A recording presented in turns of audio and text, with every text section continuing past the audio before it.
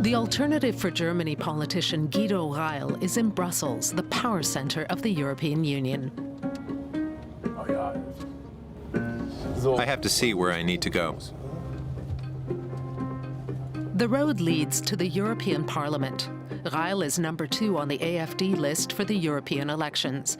It's very likely he'll be earning his living here soon. His aim is to undermine the EU from within. That's our idea, to be sand in the gearbox and open things up a bit. Right-wing populists are on the advance throughout Europe. Together, they are flexing their muscles more than ever. For millions of followers, they offer hope and the promise of being part of a movement.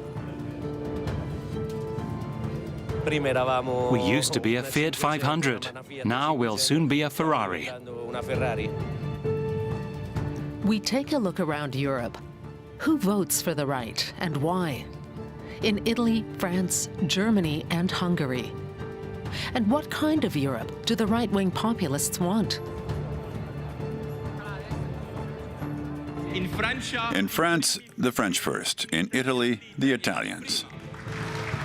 Are they united only because they see a common enemy?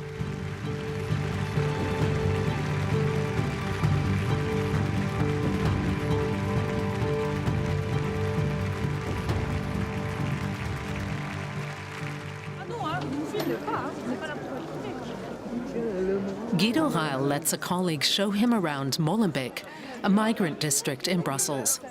He thinks it's the perfect place for his message. He announced during the election campaign that he would actually move here. The AfD candidate loves stunts like this. I wanted to move to Molenbeek, so when I come home each day, I can see why I'm fighting. I guess not all the streets in Molenbeek look like this. There must be a few corners where you can still live in safety. It's Reil's first time in Molenbeek, and he's not even trying to talk to the people there, but he's quickly reached a verdict anyway. So many Muslims in one place makes him queasy. Of course, he says, he has no beef with other cultures. But well, Islam somehow. I feel the freedom we have enjoyed for decades is under threat. I feel threatened by too many immigrants who come from a completely different cultural background, who have a completely different community of values, and they live according to them. But the worst is the fact that they practice their peculiarities openly.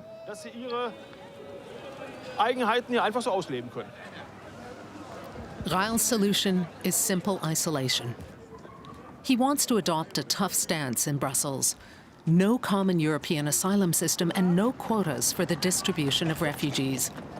The AfD actually wants to abolish the EU Parliament, but as long as it's there, the AfD will use it as a stage. If our borders were protected like the EU Parliament, I'd be a huge fan of the EU. After several others step down, AfD leader Jörg Meuthen is the party's only MEP. He's hoping for new allies. Europe's right-wing populists are spread across several political groups. Meuthen is trying to forge a grand alliance. In the end, it's all about winning votes.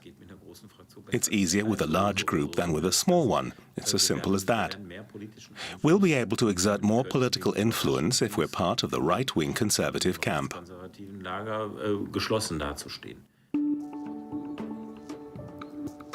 Milan, a few days later. Meuthen is meeting Matteo Salvini, Italy's interior minister and leader of the Northern League, the Lega Nord. Salvini has called for a new right-wing alliance, and although only 3 European politicians have accepted his invitation so far, he's still attracting a lot of support. I'm also representing the French, the Austrians, the Dutch, the Belgians, etc., etc., etc. Italy's interior minister as a potential leader of a new right-wing Europe? He's celebrated on Italy's piazzas as a shock to the old political elite. Politicians talk like politicians. But Salvini is different. He speaks the language of the people, of all of us. Simone Capradossi is 37 years old and works as a caretaker in a municipal nursing home in Macerata in eastern Italy. He doesn't want to be filmed at work. He's a well-known Lega supporter, and his employer, the city's left-wing mayor, has his eye on him. He calls us fascists, Nazis and all that. What he doesn't get is I'm not a racist. I only have something against the criminals who come to my homeland. Macerata is actually a tranquil place. But last year it attracted national attention after a Nigerian was suspected of murdering an 18-year-old Italian woman. Then a right-wing radical went out and randomly shot at anyone with dark skin. Lega boss Salvini was under no illusions about who was morally responsible for the violence. The European Union's refugee and migration policies were flooding the country with illegal immigrants. Even many migrants say to me, "Hey, Salvini, don't let anybody else in. There are already too many." Salvini's rhetoric went down well in Macerata. In the parliamentary elections, the Lega jumped from less than 1% to almost 21% of the vote. And it's likely to take even more in the European elections.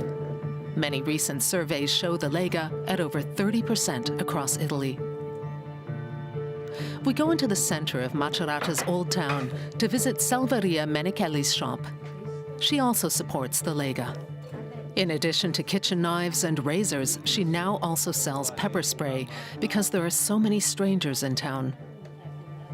Those Africans, I don't know if they bring the drugs from their countries, but they sell them here. Other ethnic groups are not so difficult. The Indians, for example, are nice, quiet people. Generalizations like these are doing great harm to many here. Social worker Daniel Amanze is a native Nigerian and an Italian citizen. He's lived here for 40 years. Racism is becoming more and more open. In the past, it was less visible. Now everything's exploded. But plenty of people also oppose it. Lunch with the Montanis. One of the guests is Ibrahim from Mauritania. He's the second African refugee the family has taken into its home. The fact that Salvini's government refuses to allow refugee boats to dock and persecutes aid organizations makes them angry. Salvini is only using fear. Fear of the stranger, of the migrant. But his scaremongering is a double-edged sword. So he also attacks anyone who disagrees with him and his policies, including us. The Montanis don't get any money for their hospitality. They act out of conviction. Ibrahim will stay with them for up to a year. It's really nice to be here. What else can you say? You live with us. No, it's true. You're my second family.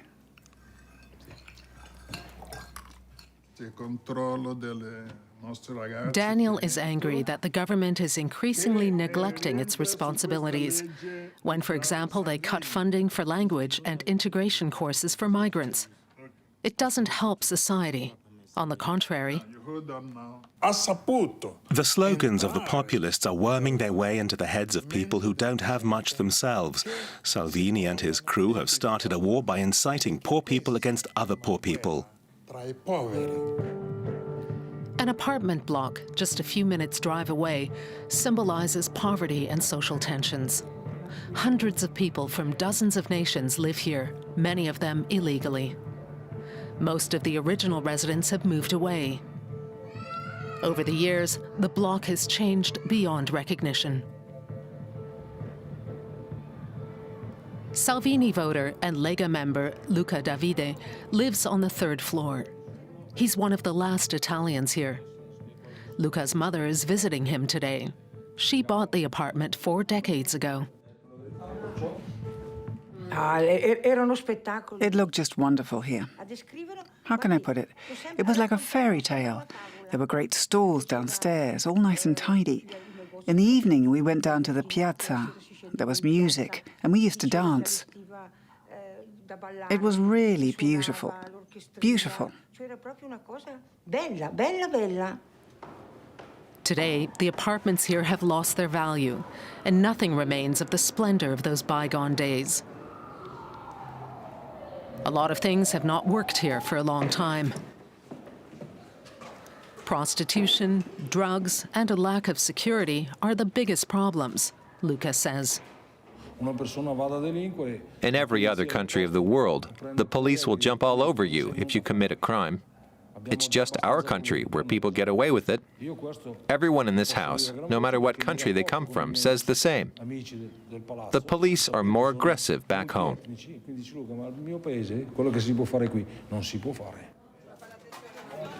Interior Minister Salvini has already been here.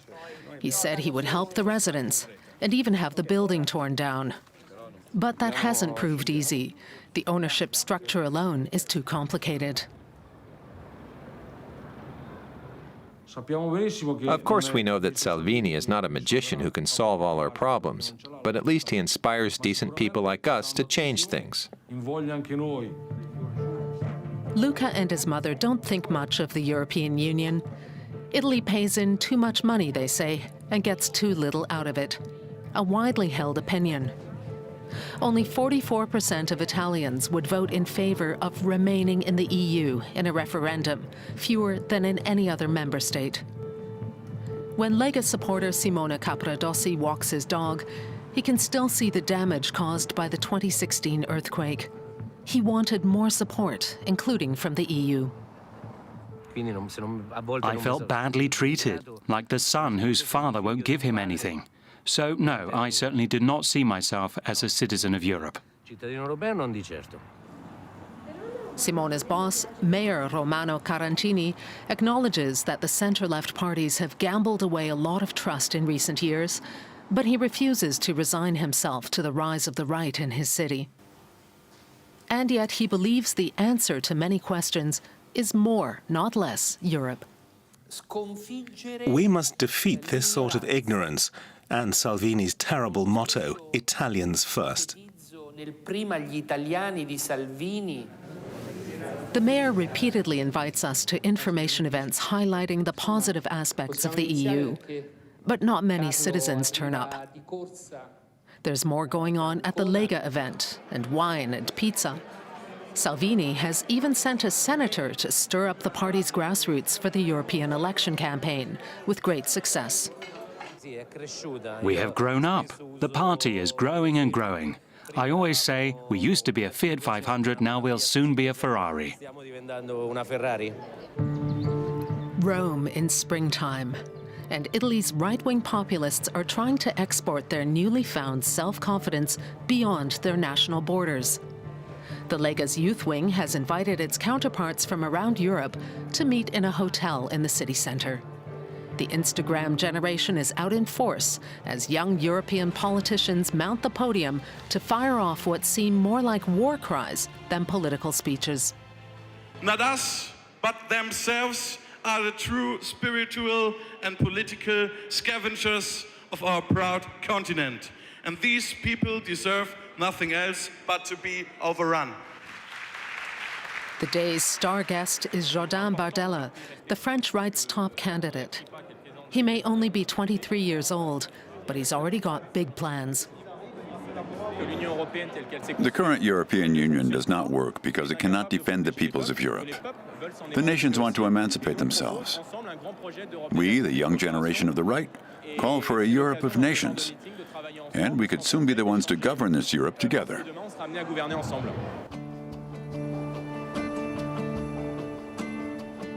The right-wing populists in Brussels are also dreaming of this.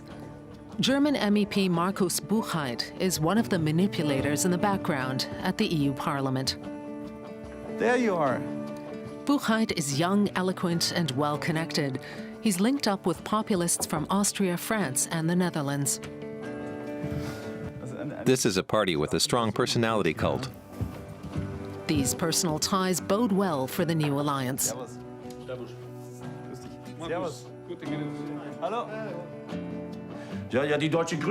Yes, we appreciate German thoroughness. Markus always does it well. The vote is important. You can ask each other questions. You always have to see if you can reach a compromise. Buchheit used to be in the conservative CSU, but now he's got a career with the AfD. He too will probably soon be a member of the EU Parliament. His contacts are useful for the AfD, especially since the right-wing alliance has come across some sticking points. The Italians' debt policy, for example, annoys the head of the AfD. If I think about fiscal and monetary policy, I can imagine that those very areas where we're doing well with migration policy will prove problematic for our monetary policies. Political scientist Susie Dennison says such contradictions are currently still largely hidden by the election campaign. She works for a pro-EU think tank and warns that populists could slow down the EU from within. And what they're doing instead is trying to create this idea of a Europe of sovereign nations. Within that, that means that the power lies at the national level. You take it away from the European level, and therefore they're not really interested in this more flexible, more responsive Europe that the reform ideas of Macron and Merkel have been trying to create. So for them, that is the advantage of paralysis, in showing that the institutions don't work, they aren't necessary, and power is better off at the national level. According to surveys, right-wing populists can expect about a quarter of the seats in the EU Parliament. But what would cooperation look like then? And what about countries that violate the EU's democratic rules and values? The agreement to these sanctions is only going to get harder in an environment where the far-right parties have a strong showing in these elections. And I think that that will be significant, because if it becomes clear that actually the EU can't agree these sanctions, then the threat falls away. And so I think we will see a kind of an increasing recognition that the EU is quite toothless. Hungary is one country that would be well served by a toothless EU. Brussels is currently taking action against Prime Minister Viktor Orban's government, accusing it of systematically undermining democracy and restricting fundamental rights. It's true. Hungary has changed. It has become a radical right-wing country. We are experiencing the rebirth of a world we have only known from history books, literature or films. Shortly before the broadcast of the political talk show Kötöttfogás, regular commentator Sándor Csintalan, presenter István Devenyi, and the other guests are preparing for the weekly show under very makeshift conditions. Last year, they were all sitting in a fancy TV studio. Then an oligarch loyal to Orban took over the station and kicked out the government-critical program. Now the show only runs on the internet, and they soon won't be able to afford that either. We still have a lot of viewers, but hardly anybody places advertisements with us anymore. The companies don't want to make fun of the powerful and avoid us. The state advertisements, in turn, are distributed according to the political preferences of the government, so we don't get them either. That's how the Hungarian media landscape works now. More and more private broadcasters and publishing houses in Hungary have been brought into Orban's line, as has state radio. Other media houses have closed down. Hungary has slipped to 87th in the world on the Reporters Without Borders press freedom rankings. We have an interview with Hungary's Minister of State for EU Relations. She disagrees. I wouldn't say in any event that they are limited in the expression, not to mention the social media. You can put everything on the net what you want to express. So this is a clear disinformation. So is Hungary just a victim of fake news? Many here see it that way, including Katalin Hampel, a fashion designer known in Budapest. Her shop in the city center sells traditional costumes to both locals and tourists. She sees herself as a kind of cultural ambassador. The clothes we sell are meant to reflect Hungarian values, the history of our great nation, the importance of Hungary. Katalin Hampel is an Orbán fan. As an entrepreneur, she benefits from low taxes. But it is not just the government's economic policy that she approves of. Orbán's Fidesz party could make Hungary strong again. She doesn't think democracy is in danger. Think about it. Orbán has won 3 elections in a row and has a 2/3 majority. The Hungarians want him. That's something you in Western Europe finally have to accept. Illiberal democracies, as Orbán himself once called the form of government he aspired to, are admired by right-wing populists throughout Europe and viewed critically by their opponents. Canadian Michael Ignatieff is a university rector and has been observing Orbán's system for a long time. An illiberal democracy is a democracy in which you have elections, but you don't have any of the counterbalancing institutions that balance majority rule. Ignatieff's Central European University has itself become a plaything of Orbán's policies. Last year, it decided to move part of its campus from Budapest to Vienna as the government increased pressure. Orbán sees the university's founder, Hungarian-American billionaire George Soros, as an enemy of the state, declaring, "Soros wants to destabilize Hungary and Europe." George Soros and his non-governmental organizations want to attract 1 million migrants a year to the European Union. If George Soros didn't exist, they'd have to invent him. This kind of politics needs an enemy. They've created an enemy. The idea that George Soros is responsible for the migration flows is a paranoid fantasy, but it's a useful one. It has no basis in fact, but it allows them to mobilize their political base in this country. And that grassroots base lives mainly in the countryside. Andrzej Fazekas is a wine grower about a 2-hour drive from Budapest. He says he's very interested in politics. The Fidesz government is the only one you can trust. It follows a clear path because it's committed to Hungarian interests. That's why we elected it.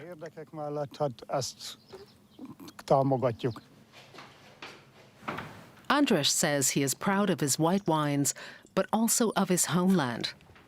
What he likes about Viktor Orbán is that he is committed to Hungarian families and against migration. The fact that virtually no foreigners live in the area does not detract from the fear.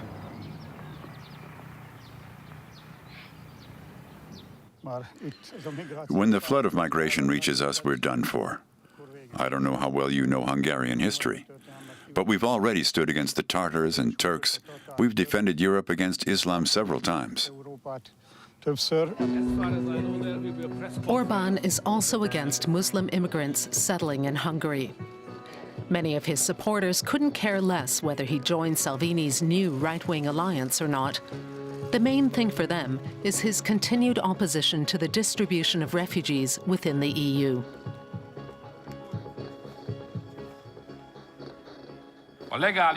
Even legal migration is in reality just a cover name for a population exchange program in Europe. That's what the election's about. Population exchange, a phrase straight out of the right-wing conspiracy theorists' handbook. But despite all the anger at the EU's policies, Hungary is still happy to take agricultural subsidies and other financial aid from Brussels. We drive home on motorways co-financed by the EU. Hungary receives more than 3 billion euros from the EU budget each year. Nevertheless, a lot of Hungarians live in great poverty, and the young and well-educated are leaving the country. Blanca Nagy is 19 years old and will graduate from high school this year. If possible, she wants to stay in Hungary and study. But a lot of people aren't making her life easy right now. I'm subjected to repeated verbal attacks. Messages from strangers say I should die, that I should have died in my mother's womb. I'm trying to ignore all this. Last winter, this blurred internet video made Blanca famous. She was at a demonstration against Orban's policies and threats to the rule of law, and she launched a foul-mouthed tirade against the government as a disgusting gang of thieves. She's been publicly hunted down ever since. Commentators and journalists close to Fidesz have been reporting on her private life and even making fun of her school grades on television. Blanca says she follows the media circus with bewilderment and disgust. Most of the media don't mention that her protest has a serious background. Blanca's father died of cancer in 2015. Since then, she has mainly directed her scorn at the Hungarian health system. There are people lying on gurneys in the hallways and nobody cares. And then I hear that the government is once again building a stadium.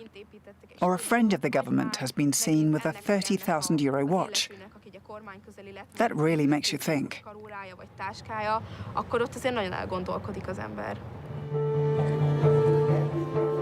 Every now and then, a bubble bursts in Hungary, and people take to the streets to protest against labor laws, the restructuring of the judiciary, corruption, and the system as a whole. Fidesz, you have failed in 3 important subjects: integrity, humanity, and honesty. But the opposition is in the minority here. Their opponents, who present Brussels as an enemy, have the upper hand. They're likely to win further victories in the near future, including in the European elections. Back to Essen and the Ruhr Valley in Germany, the home of AfD candidate Guido Reil.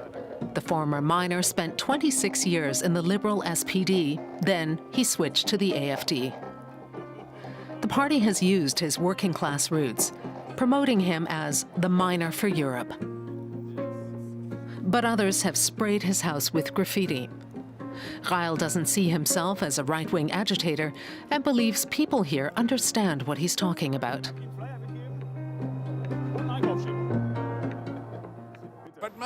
What are they doing up there? Nothing. They make sure bananas are crooked and cucumbers have got to be like this. But for the people themselves, they have nothing left for them. The refugees will affect pensions. They'll finally have to start closing the borders.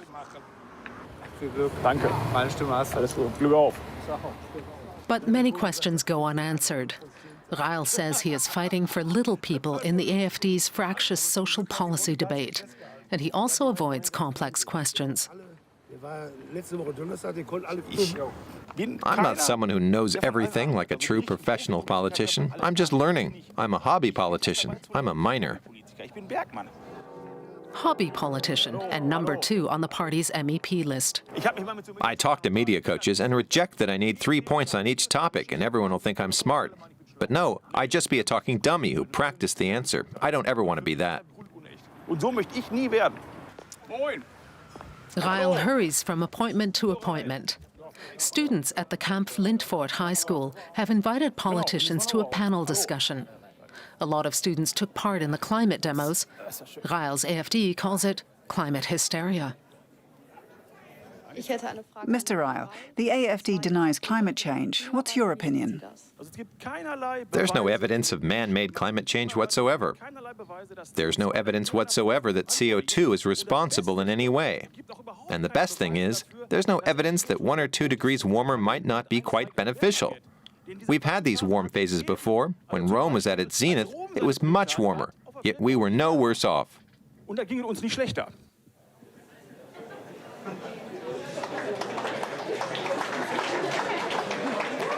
Politics beyond all scientific knowledge.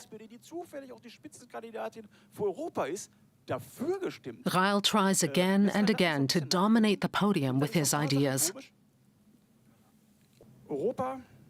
Europe has never really worked. All the projects they take on never really work. They talk about peace, security, and prosperity. Only it's not true. I have to directly disagree. This is so wrong that not even the opposite is right. We don't always have to say that everything's great. I don't like all the government's policies, yet I don't question the Federal Republic all the time. Ryle says he wants to encourage the students to think. But his statements draw some criticism.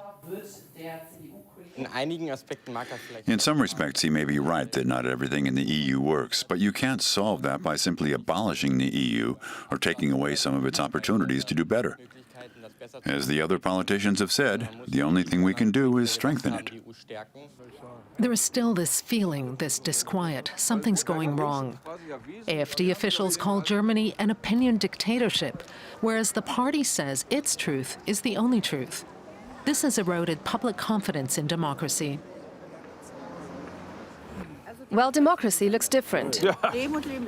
Exactly, freedom of speech. Yes, absolutely. Freedom of speech should be the supreme good, but you just can't have the wrong opinion. That's how it is. So, the AfD. No other party comes into question.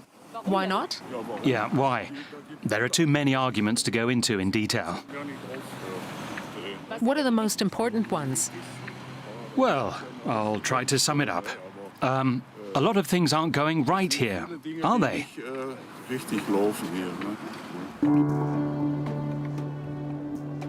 The feeling of not being understood by the powerful. In France, that's driven a lot of people out onto the streets.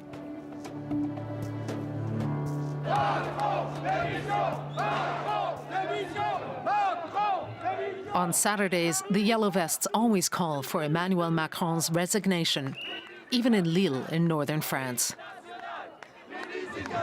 The demos started in protest at the president's reforms.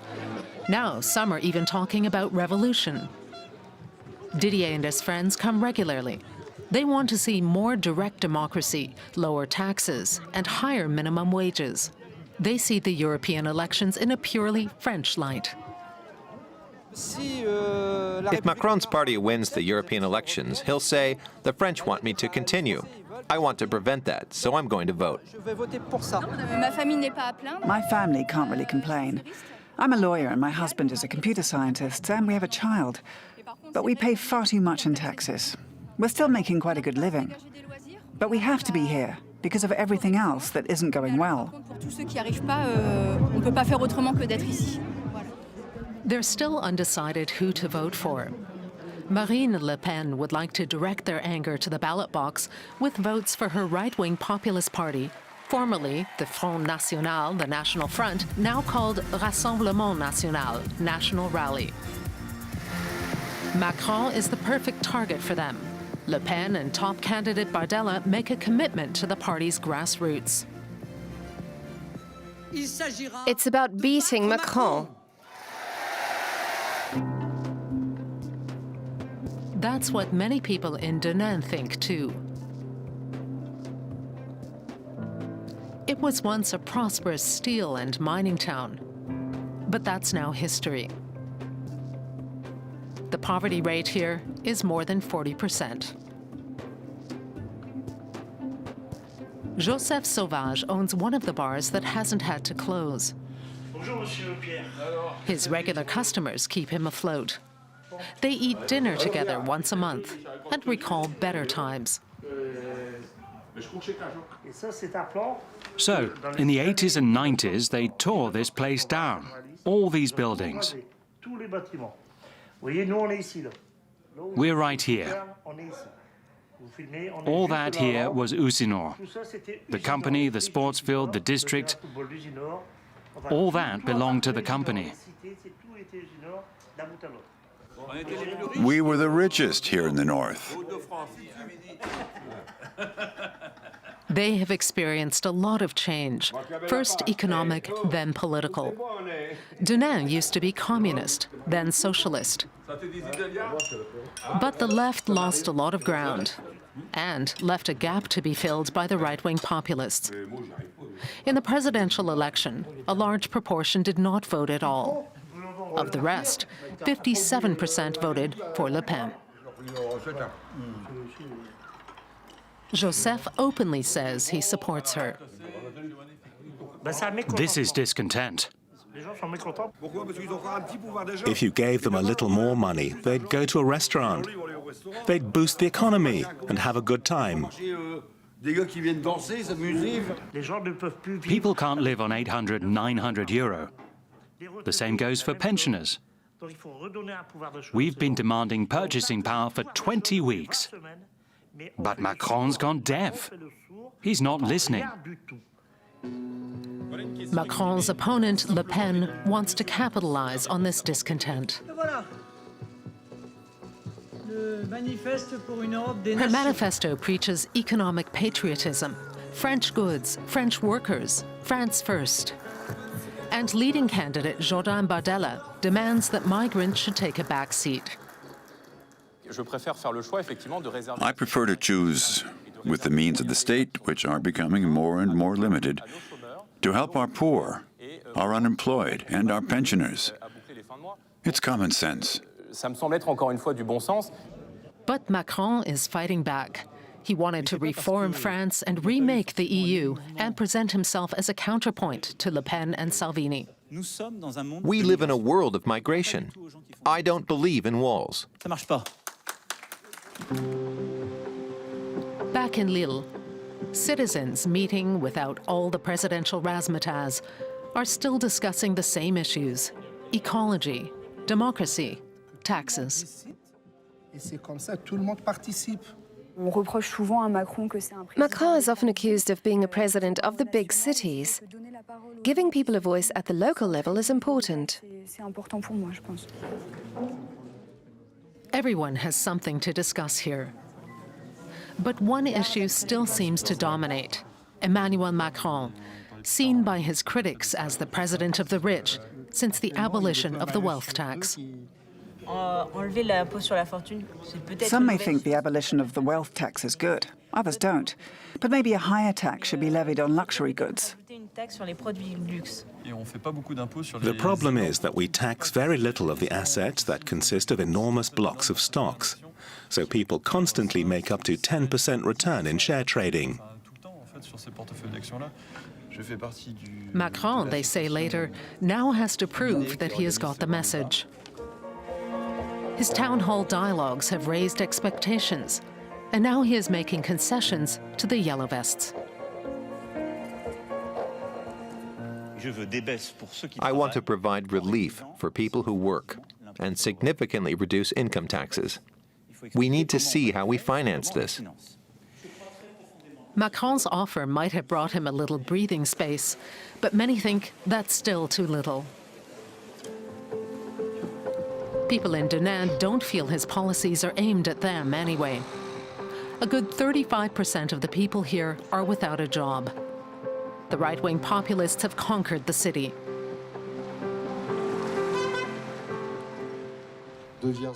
Vincent Jarousseau is fascinated by the social fractures and has photographed Denain and its people for a graphic novel. He called it The Roots of Anger.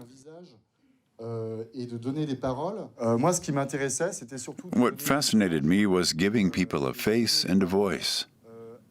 People who would otherwise be made invisible. The right-wing populists are also interested in those people. They present themselves as attentive listeners, whereas the socialist mayor is absent. The National Rally, formerly National Front, has always defended the French people. We're not defending the international corporations or the EU. We're defending the interests of France. The people here in the village are very sensitive. They understand that. That's why they choose us. This is where they're trying to win over undecided voters. And there are votes to be won here. Loïc Dufour survives with odd jobs and says he's neither right nor left-wing. The rally team wants to meet him. Yes, the Member of Parliament wanted to meet me, talk to me in his office. Why not? I didn't reject his offer, I accepted. So the right-wing populists are trying to expand their network in Germany. like here in Offenburg. An AfD meeting on the one side and counter-demonstrators on the other. There is great resistance to the AfD. Police provide a buffer between the camps. This is not a democratic project where everyone can feel at home. This is a project of exclusion, of selfishness, and I'm demonstrating against it here today. The AfD says it wants to defend Europe in Brussels.